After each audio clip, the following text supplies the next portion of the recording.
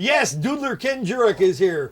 6770029. Well, were you adopted or did you give up a child for adoption? Ever wonder what happened to that child? Maybe that child has the same thing, is wondering now that it may be an adult or a teenager, is wondering where you are, who you are, what it's like. I mean, it's, if nothing else, at the very least, when you have a child that you give up for adoption, or if you are adopted, you want to know, gee, what were my parents like? Do I have any relatives? What's the medical history of my family? I have a couple stories, both in my family and in friends, who've gone on searches, and actually both times have been successful. But there are a lot of kids, a lot of people who search for their kids and for their parents, and never find them. And so there are some people who help them. And that's what we're going to talk about tonight, because we have with us Sandy Musser of the Musser Foundation. Hi, Sandy. Hi, Ken. And you help people search for kids? Or yeah, that's what we do. And actually, that's why you're here in wonderful Akron. That's why I'm here, because that's what I do. Yeah, I know you're not supposed to talk about it a little bit, but I will talk about it, because Okay. they can't indict me. Well, they can, but who cares at Right. this point? But Sandy's been indicted in U.S. court here in Akron, Sam Bell's court, right? Was it Sam That's Bell's right. court? Mhm. Okay, and the reason is because they're saying that she fraudulently obtained some Social Security numbers in order to help put a family together. Was it a child looking for a parent, or vice versa? There were many families Okay, that we and- put together, but I pleading not guilty to this charge. Right, I understand that, and we can talk about that. But at any rate, so tell us what you do, and then we'll introduce Michelle who's next. All right. Well, do you want me to start from the beginning and tell you how Sure, I got into this? sure. Back in 1954, when I was 15 years old, I committed the unpardonable sin, and I got pregnant out of wedlock. I was a sophomore in high school, and back in those days, abortion was not, a consideration, nor was keeping your child a consideration. So, of course, I gave the baby up for adoption because that was the only alternative at that time. Yeah, but very similarly, as I was telling you, my brother Andy, same thing with his girlfriend too. Actually, the first time around in '08, and it was the same thing, kind of a 50s, Right. 50s, early 60s is what they were. And she actually had an abortion in the early 60s, which of course was unheard of then. Really? But the second one, she didn't tell the kids, and a baby girl was born and was had here in Akron, because when you were in the family way in Cleveland, you had to leave town, and so you came to Akron. That's I don't know right. were they had the kids. Maybe some of you can Florence tell me. Crittenden home. The women That's went what it and stayed was. at the It was Florence that. Crittenden home. There you Sure, go. right. We visited that today. In Okay. fact, I was given a tour. But anyhow, that's what happened to us. We were sent away. We were sent out of town, Right. and you were made to feel that you were a very, very bad person. Right. And so for years, I felt as though I was wearing the scarlet letter on my chest. That I really had done a terrible, terrible thing. But the fact of the matter is, I never got over that child. I mean, I never ever forgot it. And they had told us that we'd go on with our lives, we'd have other children, and we'd forget. And as birth mothers, we didn't forget. And so in 1976, I began a search for my daughter and found her a year later. And finding her changed my life so tremendously that I said, I'm going to commit myself to this work. The other thing that did it was I went to the courthouse and wanted to put my name and address in the file. Asked the judge, and he got very sarcastic and said, who did I think I was to come back 22 years later and try to reclaim my child? Obviously, he didn't understand what my purpose was. She went to the courthouse 6 months later asking for information, and they said, go get an attorney and petition the court. She was young and didn't have the money to do that. So here were two people who wanted to get together, and the courts prevented them from doing that. So as I say, I did come along and I did find her, and it did change my life. So I threw myself into the work right away because I realized that records are sealed. Adoption records are sealed, and it doesn't matter whether you're 9 or you're 90. The records are sealed. And I just think that in a free country, that we have a whole segment of the population that is being denied civil rights that the rest of us enjoy. An adoptee cannot go in and get a copy of the original birth certificate. Their whole history is forged. They forge a birth certificate that is not a birth certificate with adopted parents' I didn't names know on that. it. Oh, absolutely. They're given a brand new birth certificate. That's a legal lie, to start with.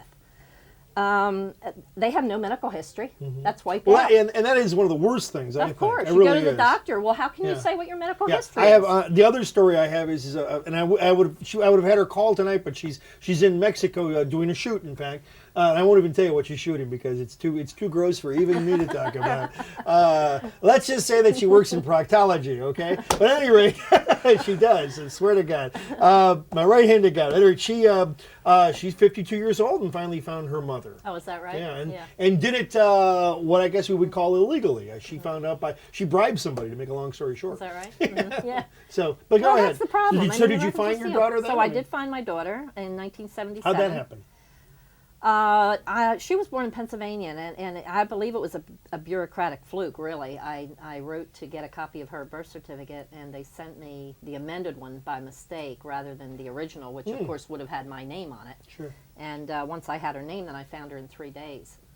So, so how was the meeting? It was great. It was great. It was unbelievable. I mean, first of all, I felt as though I had known her all my life. You know, it was like no time had passed. And we're good friends. You know, I'm not her mother. I can't be her mother. Right. She had parents. And I didn't try to come in and be a mother. I mean, I wanted to know that she had fared well, that she was okay, that, you know, I had done the right thing.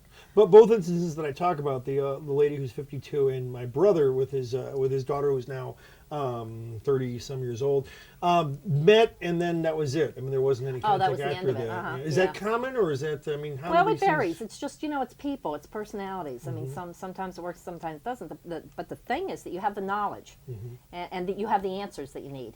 But one of the things I wanted to mention, you brought up at the beginning of the show, was that this is adoption related. What so many people don't understand is that sealed records affects step-parent adoptions.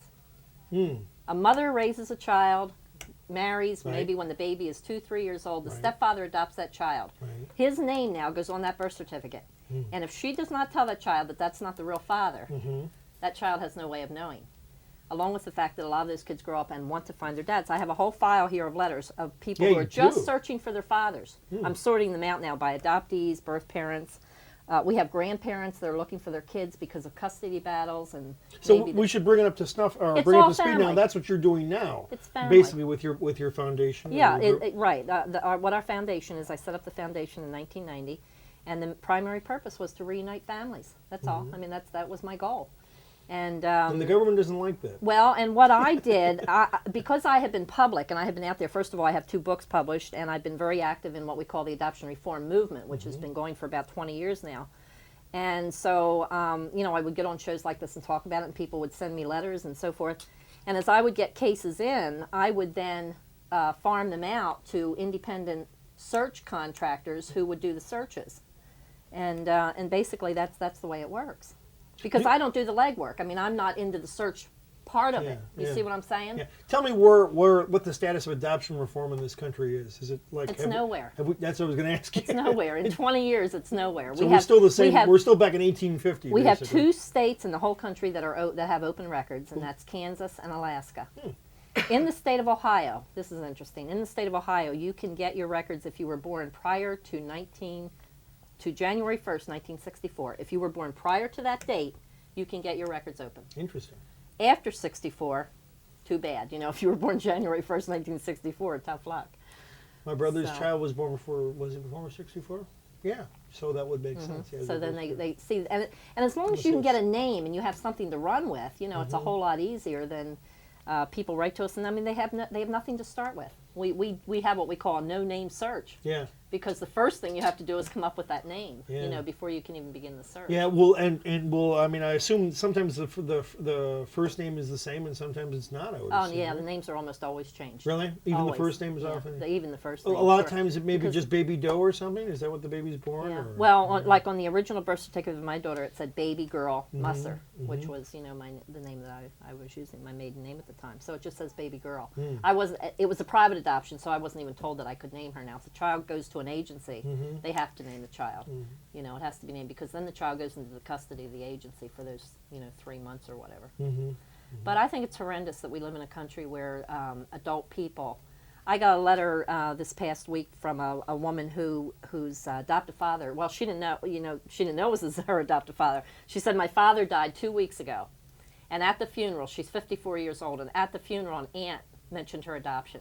She knew nothing about it. Wow. So here she is at 54, and she said, from the moment she said that to me, it was like I had a void missing. Wow, There was something missing in my life. Suddenly, here, these parents were not, you know. Yeah.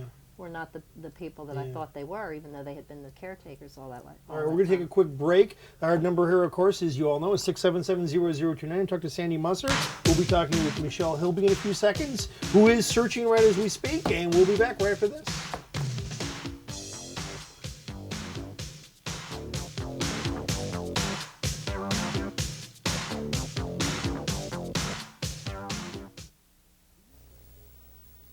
Do you spend more time flipping than watching?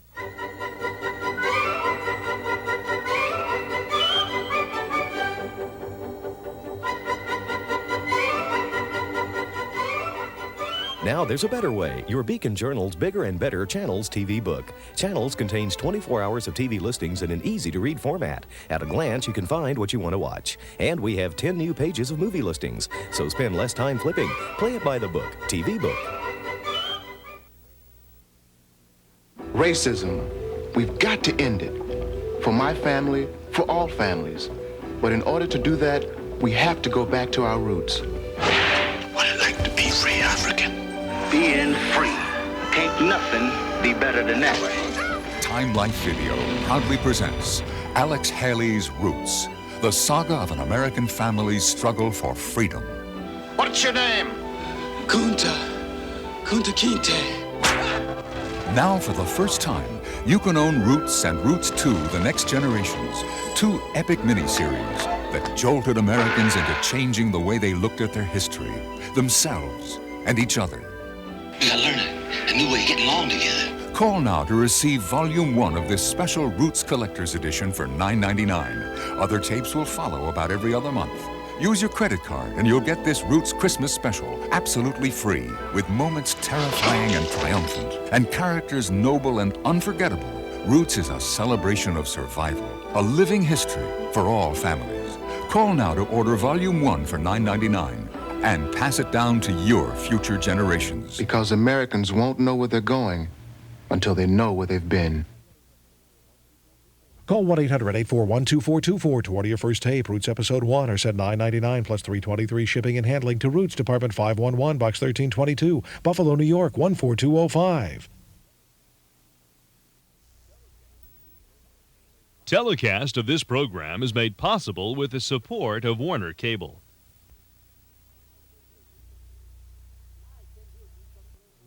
Hi, Ken Jurek, News Talk 29, talking with Sandy Musser of the Musser Foundation. She helps families who've had an adoption find each other. And how many people have you helped?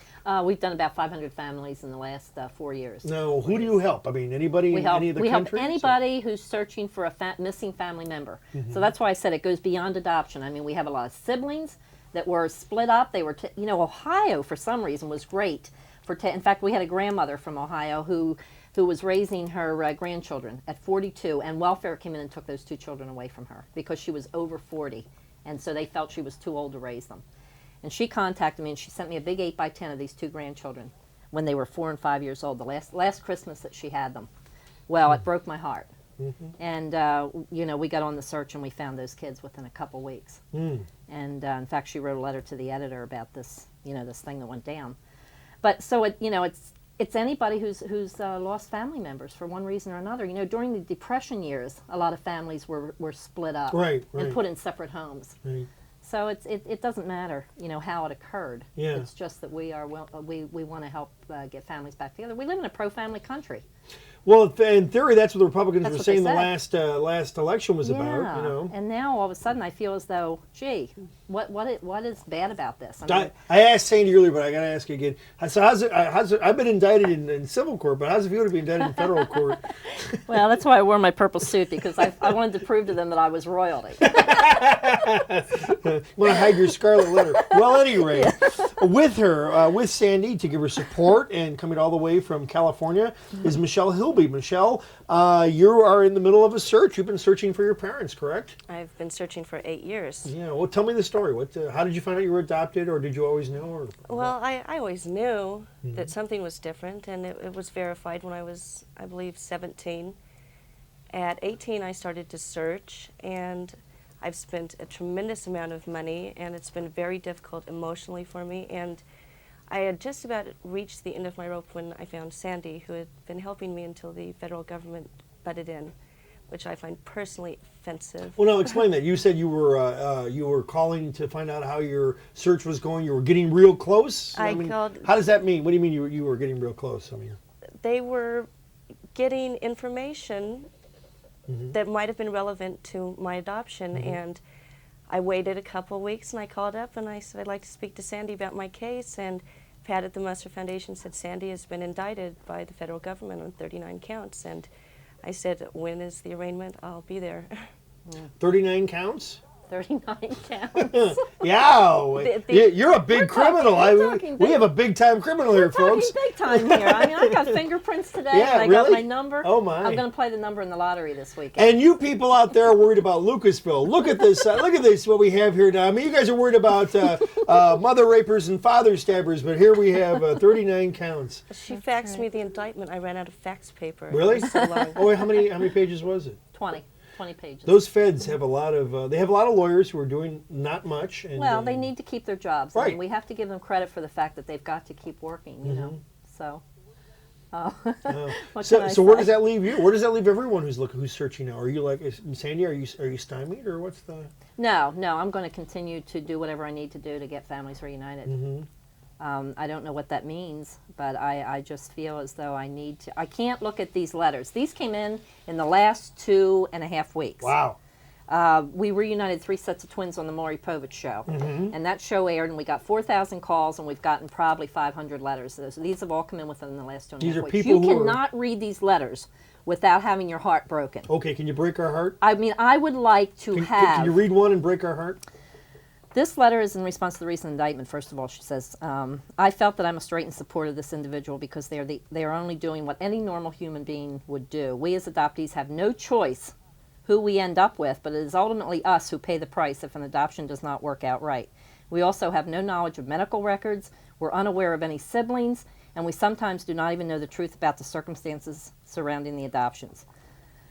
This is everyday information to a family who is lucky enough to have children and keep them. I feel as though all records should be available to the public as well as those people who have a right to know about their past. This one is looking for her biological. Oh, look at this. I'm 60 years old. Looking for my biological parents. I'm 60 years old. Here's all the information. So you're never too old to be looking. Before I pass away, I want to know, you know. He waited till his mother died. Waited till his mother died. This is a man? This is... Dear sirs, well, I did... this is Mary Shields. Yeah. But she says, I waited till my mother passed away before I decided to begin the search. Wow, 60 she's years, 60 years old. Here are all the papers, evidence, etc. Wow, never ends. Here's one. I'm a 60-year-old man. I would like to be reunited with my niece, my brother, and my sister. As far as I know, he gives the names and so forth, gives as much. Look at this, 4 pages. And this is the people who are giving you as much information as they can, but they know of. And this is basically how you start? Is this where you... I mean, well, if you have enough information. See, what happens is, if a mother gives up a child for adoption, okay, and then now say I have other children, and something happens to me, I pass away. Now, my kids want to find this brother or sister. Sure. They know nothing. That child's name has been completely changed. You know what I'm saying? So it's like, you still don't have anything to start with because you need either the birth name or the amended name, depending on which side of the fence you're on. Oh, I see. Whether you're the birth parent or whether you're the adoptee. So, we're talking about tough stuff here. It is.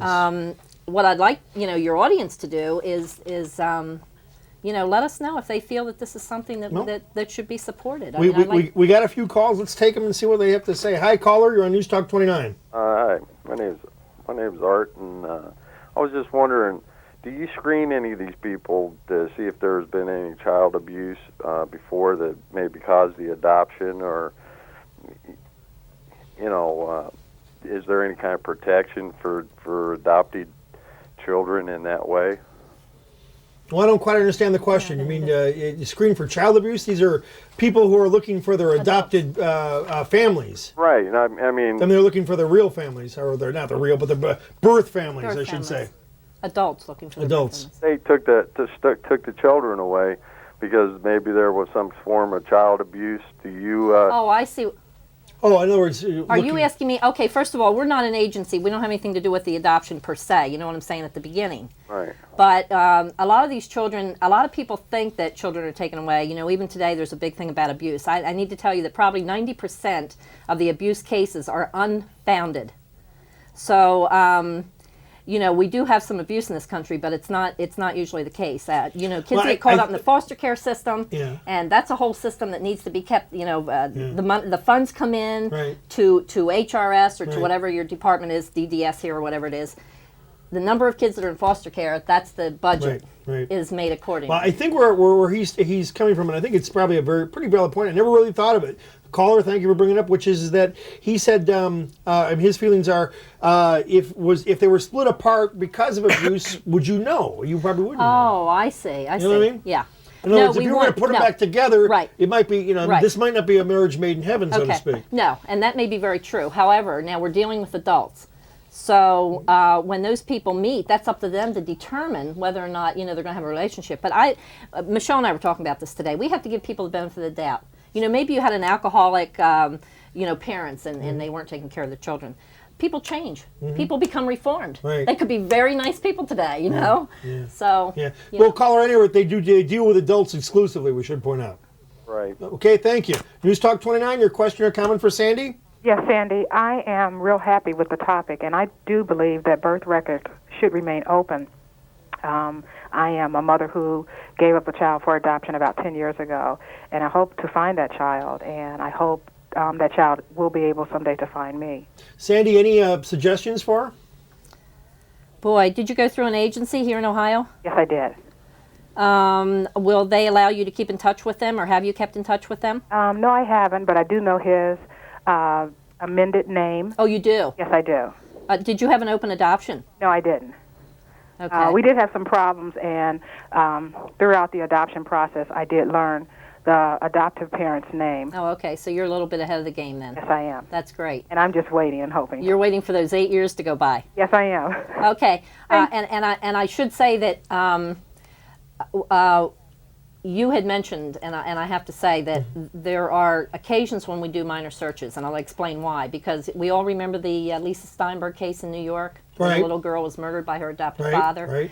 The thing that we want to emphasize is that adoption is not the all in all that we used to think it was. Right. Adoptive parents can be abusive, and that's not to say that one's better than the other. It's just to say they're people, and they have problems like everybody else. And so we need more openness. Yes, I believe that. So that's what I was trying to get at. Yeah. Thank you so much. Thanks for calling. Yeah. We also have a big case that's going on. We have more calls, so if you want to come, just call 677-0029. Feel free to. We have a couple lines available. The Michigan case. Yeah, that's what I was going to mention. Yeah, the Michigan-Iowa case and all that. Right, and automatically... What a mess. Well, right away, because everybody thinks, that child has been in that home, and I agree with that. But what people fail to notice or mention is the fact that that birth mother asked for that child back within 2 weeks. Right. 2 to 3 weeks. After. Right. Now, had that child been returned at 2 or 3 weeks, there wouldn't have been a problem. Right. And that happens all the time. First of all, a mother should not have to sign a piece of paper signing away her flesh and blood within 24 to 48 hours after giving birth. And yet they do it, and they do it, and they do it all over this country. I had a little girl in my office just a couple months ago. That's exactly what happened. She had a baby on a Saturday. By Monday, the attorney was in her room getting the signature, and Wednesday she was in my office wanting that baby back. And the baby's gone. The baby is gone. And it's gone. And once you sign that paper, forever it's gone. Wow. You are still under anesthesia within 48 hours. You know what I'm saying? Yeah. Yeah, and in fact, something like that would be so traumatic. I mean, especially if it's your first kid. Absolutely. I mean, it would have to take a long time for it to kick in. Absolutely. I mean, Absolutely. Okay, News Talk 29. Yes, I'd just like to say that I really support what she's doing. It's really good that there's somebody out there that cares enough to help people find their biological parents. I know I have a friend who spent practically her whole adult life trying to find her parents through the help of people who knew what happened when adoptions took place. But I think it's really good that she's out there, and I want to tell her to hang in there and keep on pushing and helping others. Well, thank you very much. I appreciate it, and I hope you'll come to the trial when it starts in the summer. Okay. Bye-bye. Is that what it's going to happen? It's going to happen this summer? I think so. I think we're probably going to have a trial in the summer. Ooh, wow. Okay, all right. Well, News Talk 29. Hi, can you speak up a little bit? I have a question. Sandy, they want you to look in here. I'm sorry. Go ahead. What's your question, ma'am? My question is, I would like to know if the lady can tell us if she knows any reason why the adoption records of 1964 are closed. From 64 on or closed? Right? They did that. It's my understanding that in the state of Ohio, they decided in 1965 that they would open the records to adoptees who were 21 years old. But so instead of making that progressive, do you in other words, understand what I'm saying? every time they would turn 21, they would be... Exactly. Instead of saying whenever you turn 21, you can get those records, these laws get screwed up this way. They said, anybody who's 21 at this point in 1965 can get those records. But then they didn't go that extra step and say, anybody who turns 21 from here on in. So that was, I just think it was one of those flukes with the laws. Yeah, see, I was... Doesn't make any good sense, does it? No, I was born in 64 and adopted in 65, and it's like we are having the hardest trouble trying to get things open. Right. You just missed. I mean, you missed by a few months of being able to get your records. Yeah, can you tell us a little bit about what you've tried or what you've been doing so far, what you found out or your frustrations?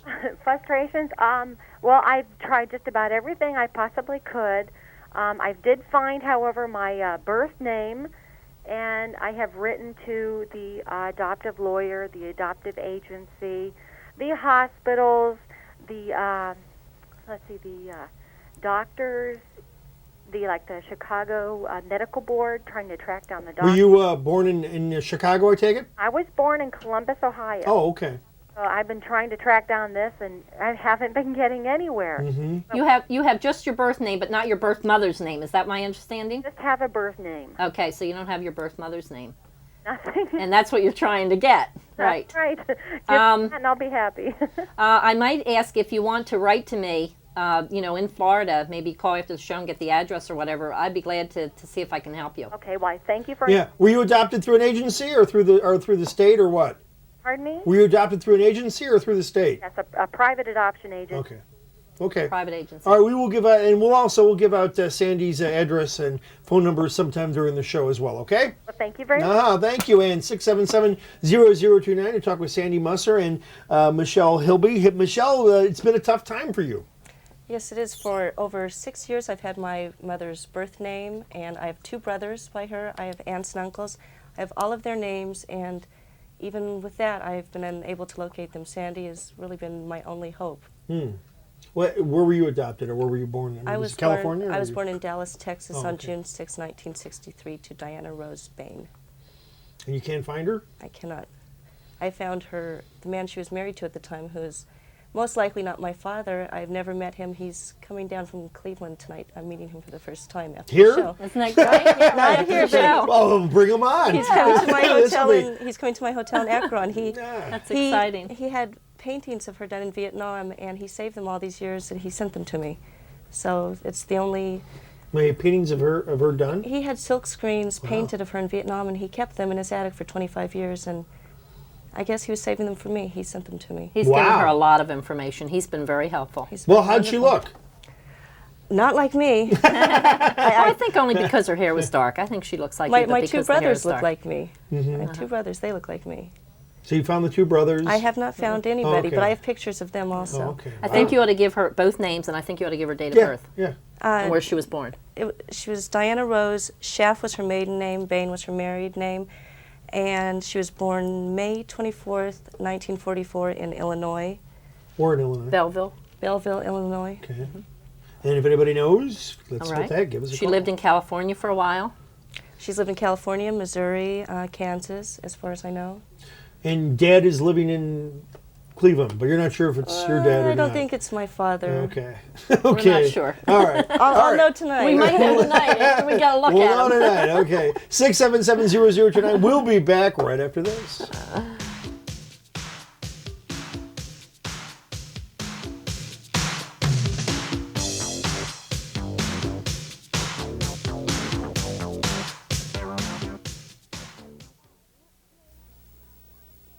I want Schwabels, the weather label will do. If you like fresh white bread, here's a message from me to you.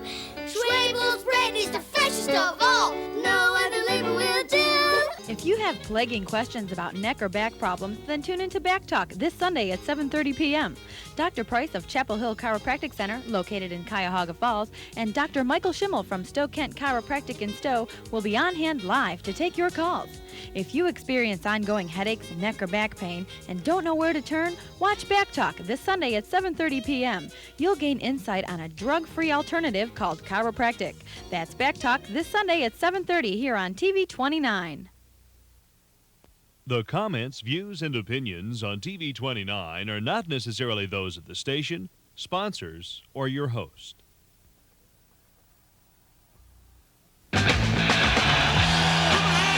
Jimi Hendrix.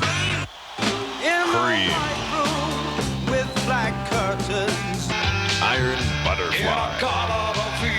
Classic rock from Time Life Music. It's the whole history of rock in one collection. Don't you want somebody to love? Don't you need somebody to love? Start with the hits of 1968. Janis Joplin.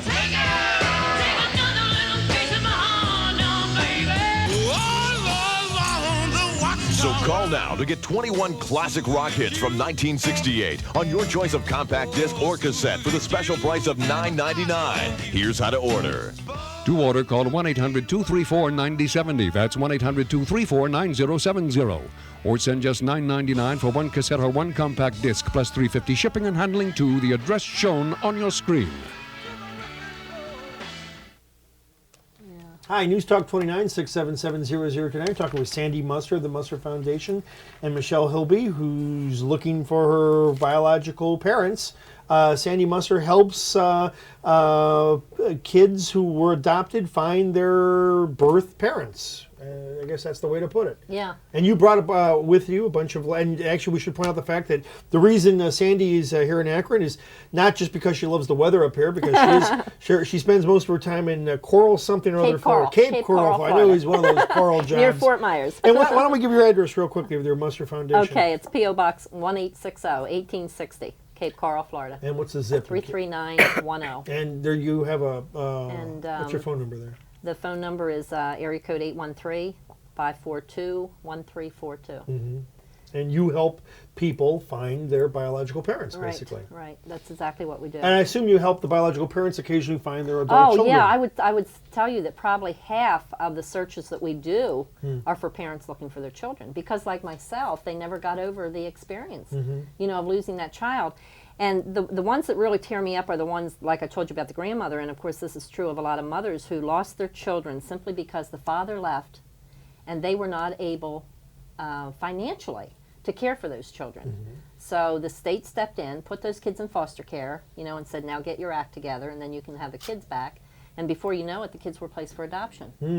And they're heartbreaking to me, these mothers that lost kids that were 3, 4, 5, 6 years old, because at that age, these kids have personalities. You've raised them for a while, and now they're gone out of your life. And most of these women never get over that loss. The loss is so tremendous. It's got to be. People. We my wife and I, we just had our first kid a year and a half ago, and you get immediately attached to it. Of course you do. Could you imagine somebody coming in and taking that kid away? No. Well, you know what I'm saying? Not living to tell about it. Well, and it's got to be worse for the women because, again, no matter what, I didn't carry it. Yeah, right. I didn't have the morning it's kind of sickness. scary today because we live in a country where with this whistleblowing and everything else that's going on. If your neighbor reports you and says that you're abusing that child, do you know the state immediately has to act upon that? Yes, I do. And come in. Yes. And usually they'll take the child out of the home for at least 24 hours. Yes. And now you're on the defense. Yeah. You got to prove that you didn't do it. My wife was just reading an article to me today as we were driving around about parents who have where the child services come in and grab the kids, and then they say they all said we're guilty. We have to prove we're innocent now. Exactly. Prove we're innocent, and they're taking our kids away. That's exactly right. You'd be horrified. But some of the infractions you can't believe. They're totally in left field. Exactly. They're things that you would never. There are things that right. that my parents could have gotten it a long time ago. Yeah. I never understood what that meant when, people used to say, gee, I feel guilty until proven innocent. Right. Now I know what that's about. Sure. Because I feel that way. Oh, absolutely. I had to hire an attorney. Now, we to should prove point my out the innocence. reason Sandy's here is because she spent some time yesterday in district court, U.S. District Court. She's been indicted on 27 accounts? 39. 39 accounts. I see I'm already shrinking it down for you. Yeah. And 39 counts. and because the U.S. government is mad at her for getting into confidential records, Right. and simply because the purpose of that is to reunite families. And whether I'm found innocent or guilty, I have got to say that I believe in this incident that the end justifies the means. And there is a higher law here, and that is the higher law of love. And this, by the way, is a typical government maneuver too. Like you said, like you were going to say, you have to hire an attorney. An attorney. You have to come up here. Thousands of dollars. Sure, thousands absolutely. of dollars. Their whole point is to make you spend money to bankrupt you. Exactly. I guarantee you that's exactly. it. Yeah, it's frightening. Yeah, it's scary. It's your government at work. Yeah. Okay, News Talk 29. How are you tonight? Hi, good, Ken. I just tuned in. I have a question that I wanted to ask, not of Sandy, but of the other woman that's there. That's Michelle Hilby. Michelle. First of all, I want to say, Sandy and Michelle, I think that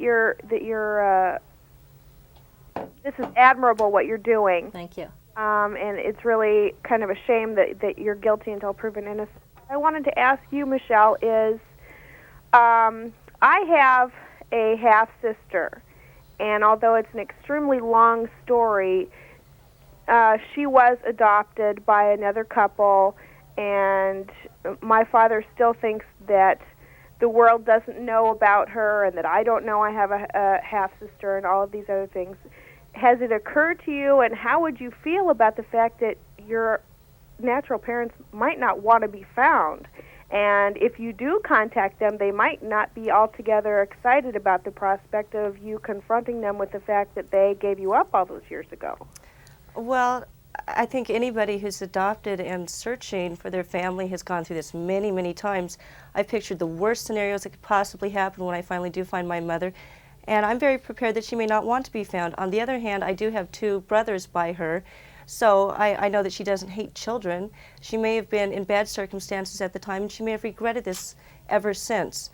And and she may not have the means to look for me. Okay. She may welcome me, she may shut me down, but I think it's my choice to look for her, and it's her choice to say, come in or go away. Yeah, I don't think the government should intervene when somebody comes of age. Yeah, that was going to be my next question. Is I think that it's between you and her. I don't think that it's something that the government should really be involved with. But and again, I hate to be the voice of potential doom, but it must be horrible to sit there and think, well, geez, my natural mother may not, or my natural father, whatever, may not even want to meet me. I think you brought up a really good point, and I must say that because we have been doing searches, like this now for the past 4 years, I can tell you that 98% of our searches, those people were happy to be found. So Really? only 2% was there what we call rejection. And even at that, that's not always permanent. It may have been initially because of fear, and once that fear factor is removed, some people come around even out of that 2%. So you're saying that 98% of the people, the searched for people, 98% of them are happy. Are what we call happy and successful. Wow. That's correct. Wow, really? 98%. Wow. Absolutely. I wouldn't have never thought Right. that would be that high. And here's another interesting point. We do what a lot of the agencies in the country are proposing, because now they're aware of this movement going on, is that they want to be in the middle and be the intermediary between the people. And there's a lot of people who agree with that. We don't believe in the intermediary. In other words, when we put people together, that information is given to the person who's searching, and they make a direct contact. That relationship is so personal that I don't feel that I have any more right than anyone else to interfere in that relationship. Yeah. I could no more call Michelle's mother. That's for Michelle to do. That's between her and her mother. Exactly, because what if Michelle decides that, once she has the name and number in front of her, she looks at it and says, maybe I don't want to take that. Or maybe I'm just not ready right now. Yeah. Yeah. She should have that choice. And I'm not sure that a government, the government a government employee should be the person in between. Absolutely. No, I'm not sure either. They've already been involved in this far too much. Yeah, these are people who can't get license plates correctly, Emma. What I feel is that when I was born and put up for adoption, there was a contract made about my life that I'm supposed to abide by. It was made without my knowledge or consent, and it's totally unrealistic for any government agency to expect me to abide by this contract. It's unconstitutional to tell me that I don't have the right to know who gave birth to me. Everybody else knows. Yeah, I agree. My kittens know. That's true. Yeah, we have, our dogs have more pedigrees than adoptees do. I mean, let's face it, they can trace their history, back a ways. Yeah, isn't that true? That is true. That That's is true. right. Thanks for calling in, caller. I had one more. Oh, go ahead. Andy, they indicted you. Now, was that 39 times. Okay. And she's got fingerprinted, and she's got a mug shot, and I guess my question is was that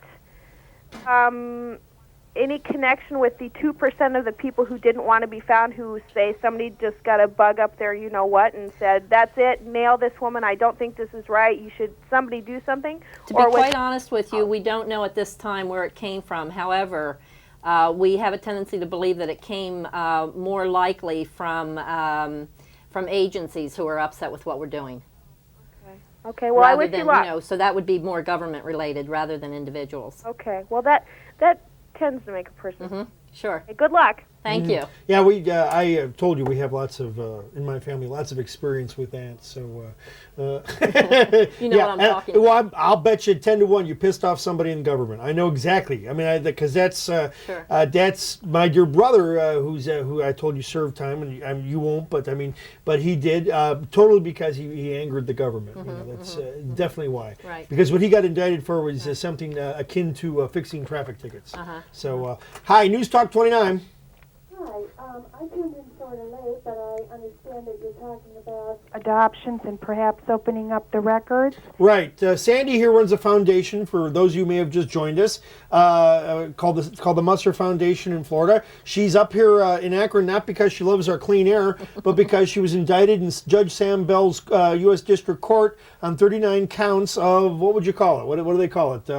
Well, it was, let's see, mail fraud, wire fraud, conspiracy and scheming to defraud the government of the records. Because she basically runs a foundation that's put together over 500 adult children and their parents.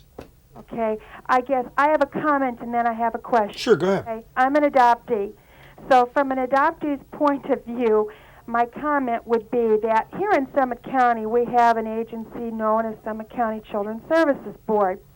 And a lot of people don't really, I think, recognize the fact that many of these small children, usually babies, infants, toddlers, and preschoolers, are taken most of the time from white, poor women who don't have the wherewithal to come up against the agency.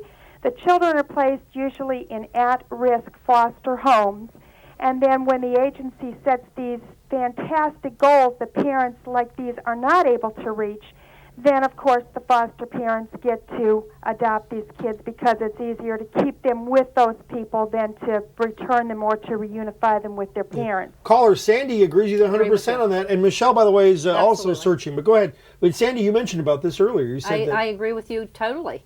That it is the poor women who are being greatly affected by losing their children.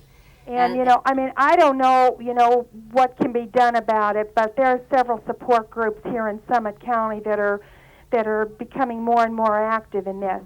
As an adoptee, I was placed through Catholic Social Services, and I wrote asking for a biographical background, which they only wrote up right after I asked for it in 1989. Right. And then when I went and wrote for the birth certificate, it indicates that my mother is Hispanic. The biographical sketch that was provided for me indicates that my mother was Northern European. Mm-hmm. When I wrote back to the agency, then they gave me another biographical sketch. Mm-hmm. And I have gone back through the birth records, through the driver's license records, through land records. I've even gone to the local cemetery in the community where she allegedly was born. And I know who she is. I know who my father is. I cannot find them. You have their names, in other words. I have both of their names, yes. Okay. Sandy, do you have any ideas for her? It sounds like you've done a lot of your own research, huh? I mean, I've as done far as an awful lot of awful it. lot, I've been working yeah. on it since 1999. Do you suspect, as I said earlier, I don't know if you were listening when I said that one of the problems is with adoption records is that sometimes these records were actually falsified. They actually falsified records. In other words, we did a case, and we say people, you know, if you have a documented birth mother's name, you know, on a legal document, you know, that's good. But we had a case where we got this birth mother's name, and it was Mary Jane Smith. Well, it's possible, but we tried to track down a Mary Jane Smith that would go with the birth of this child, and there was no such person. Finally, the young man who we were helping with the search got the hospital records. And all over, there were 20 sheets of paper, and all over was Mary Jane Smith, but there was one sheet of paper that had his mother's real name on it. Wow. And it was not even close to Mary Jane Smith. Wow, that's And once great. we had the name, we found her, you know, within a couple days.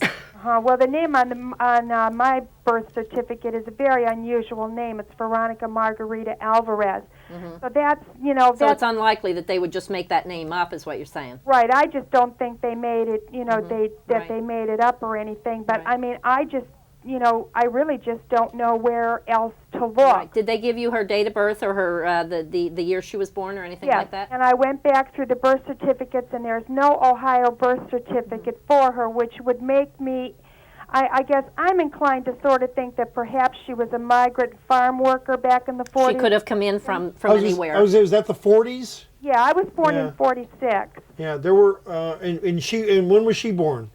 She was born on November the 21st, 1924. Okay.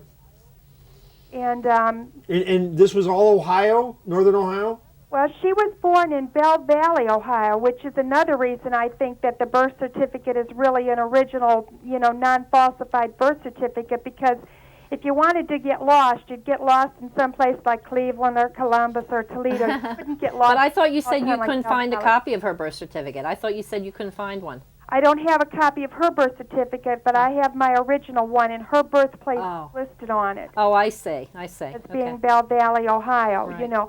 But I mean, Okay, well, if you'll get in touch with me, I will put somebody. I will put you in touch with somebody who might be able to help you. okay, are you going to put a phone number back on the screen? Yes, or? we are. We'll go ahead. So be watching and get ready to write it down, and also an address, too. Thank you so much, and I'll keep you in my prayers. I think you're doing a fine job. Thank you very much. I appreciate that. Thank you. And we should say that those you people who are on Sandy's side, you should, you know, call in, let her know that, support her, and also this summer when she goes to trial, give her support. She's going to need it. Yeah, I am, because it's a very, you know, I mean, I joke about it, but it's a pretty scary experience. Well, unlike my family, who's got lots of experience being indicted, lots of experience, there's nothing to be worried about. This is from a guy whose brother spent 2.5 years in jail. Okay, we'll be back. 677-0029. News Talk 29 will continue. And by the way, today's CCH sponsor of the day is Buckeye Potato Chips. So there, I did it.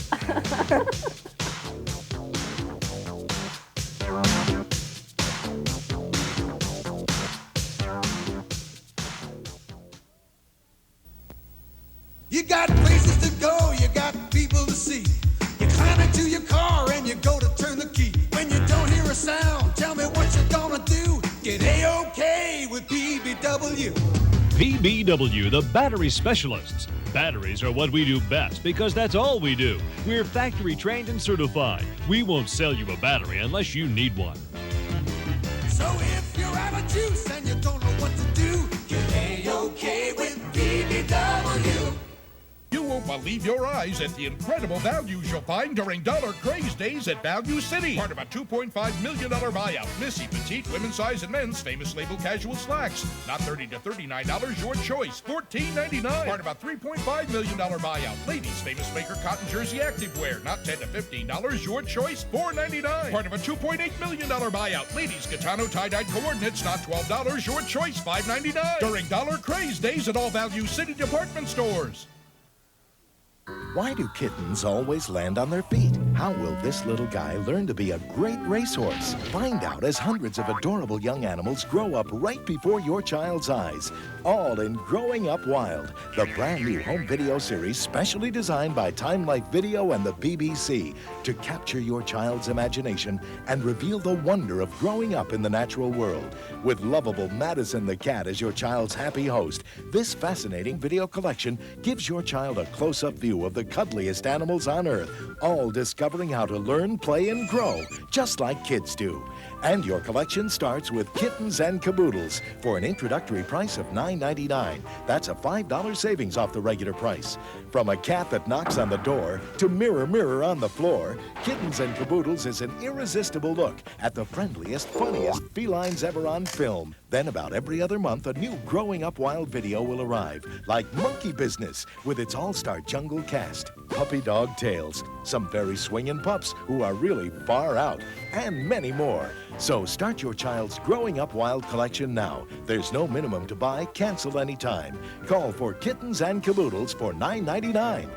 Call 1-800-847-6100 to get your first tape from the Growing Up Wild video collection, Kittens and Caboodles, or send $9.99 plus shipping and handling to Growing Up Wild, Department 511, Box 1322, Buffalo, New York 14205.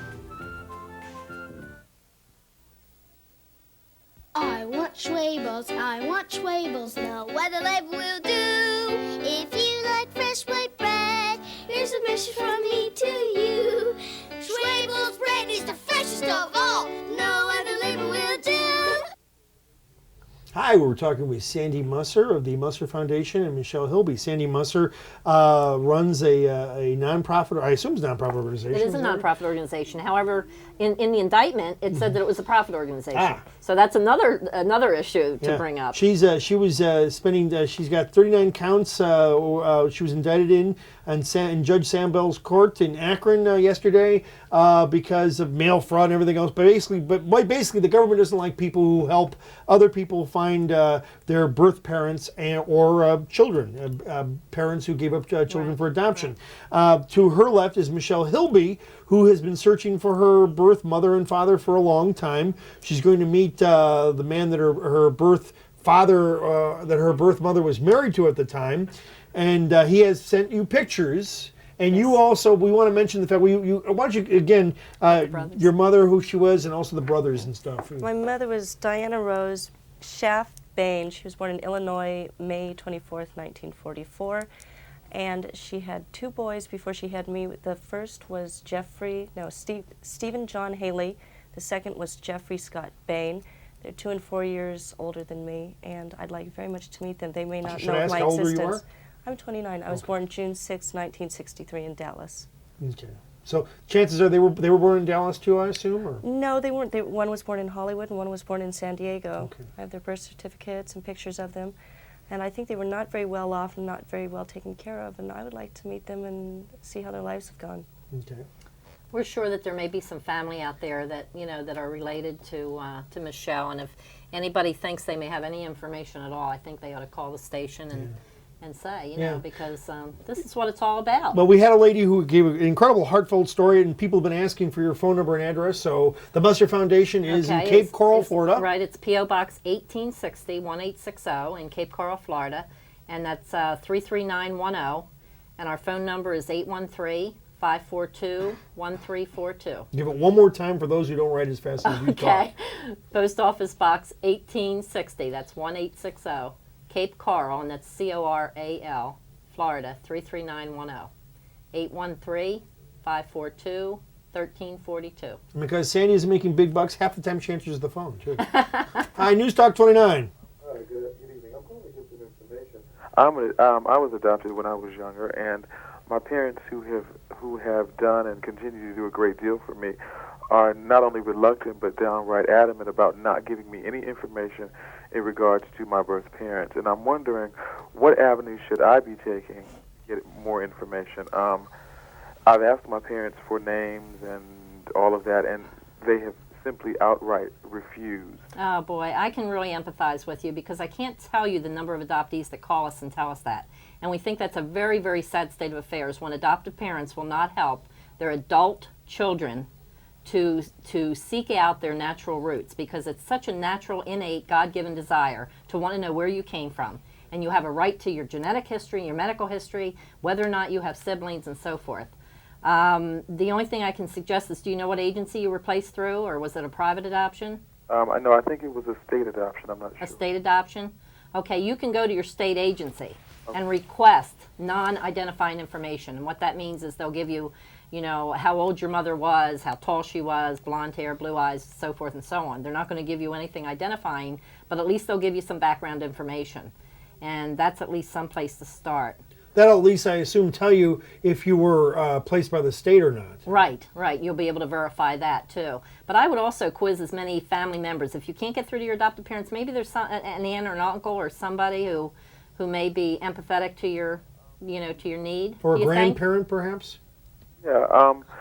As a matter of fact, my grandfather, who just recently passed away, we had talked about my adoption, when it occurred, and what the family was feeling. However, I wasn't able to get any specific information from him. He was very open. Was he? Yeah. Discussion, but Isn't it a shame though that adoptive parents, because there's really no need for them to feel threatened. I mean, once they have raised you to adulthood, they are in fact your parents. I mean, you know, they were the caretakers. Oh, definitely. And I mean, there's no question. My parents have always done and continue to do everything that I need them to do. They've always been there for me.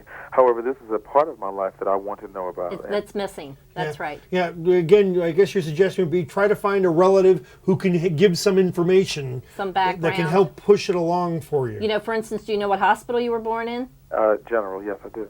Okay. Oh, here in town, Akron General. Right. Uh-huh, okay. What can you do then? And, you know, again, contact me and I'll see if I can put you in touch with some people that can help. Thank you again. Hi, News Talk 29. Yes, sir. I just tuned in your program. I find it very interesting. Mm-hmm. I just started doing some genealogy work about 6 months ago, and I wonder if your guests would have any idea how to locate someone that's deceased. My grandfather, my mom's father, they weren't married. And you have a name? I'm sorry? The names? It's Miller Mackey. I mean, you know the name of the person that you're looking for? I have the date of birth. Uh-huh.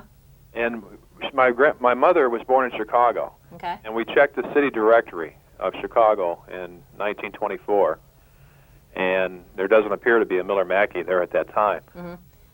But you said you're looking for someone who you know is deceased? Yes. Or who you think is deceased?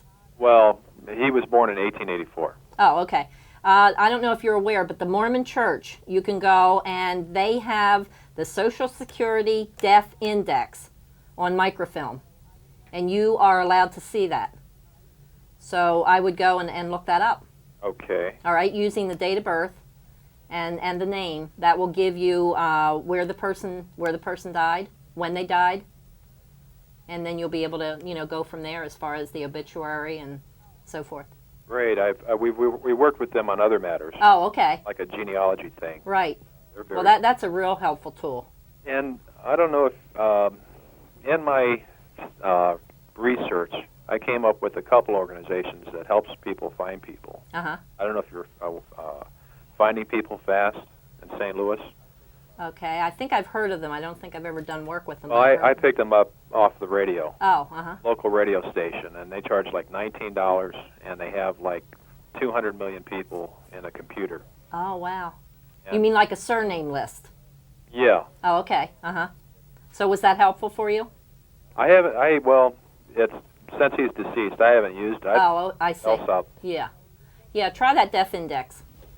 Okay, thank you, caller. News Talk 29. Hi, Ken. How you doing? Good. Good. How about them Indians, huh? Yeah, but go ahead. Listen, I just wanted to mention, I just tuned in a little late, but apparently you're talking about looking up someone that's been adopted. Well, Sandy Musser runs a foundation and to help adoptees find their birth parents. I think that... And she's under indictment by the federal government, 39 counts in Sam Bell's court, U.S. District Court, because they don't like her doing that. Well, I guess she has a right to do whatever she wants, and I think, it'll end up going to court. There is one of the problems I see, and it's really almost a child neglect, child abuse problem, and that is the fact that there are some people that, are like dirtbags that give up their kids, and there are also some people that just have to do it. They can't take care of them, and that would be child neglect. Mm-hmm. So years later... Number one, Sandy goes in and deals only with adults. That they might not want to be looked up, and I think their rights have to be looked at also. All right, but I don't know if you were listening earlier in the show, but that's only 2%. Now, it's my understanding in this country we always live by majority rule. And we have 98% that are happy to be found. So if the percentage is that high, 98% of the parents? 98% of the people who we locate are happy to be found by the person who was That is very searching. interesting. I had no idea it would be that high. It's very high. That was surprised too. It's very high. But let me mention something about abuse and neglect. To me, adoption is a very abusive situation. When you take a child and you strip them of their entire genetic history, their entire medical history, you make up a brand new birth certificate that is a legal lie. That is emotional and psychological abuse that adoptees suffer. It is abuse vis-a-vis if a parent can't take care of a child, we have a lot of abuse. Okay. Yeah, I guess that's what I'm saying is... We're running out of time. We're running out of time. Michelle, you want to say something real quickly? Yeah, Go ahead. he was addressing the person who gives up the child, their right to privacy. Our country is founded on constitutional equality, and why would that person's right to privacy supersede my right to know where I came from and my heritage? That would make me unequal under the law, and that's right. not right. I agree with a lot of what's been said, and I guess my main point is the law might not be so right.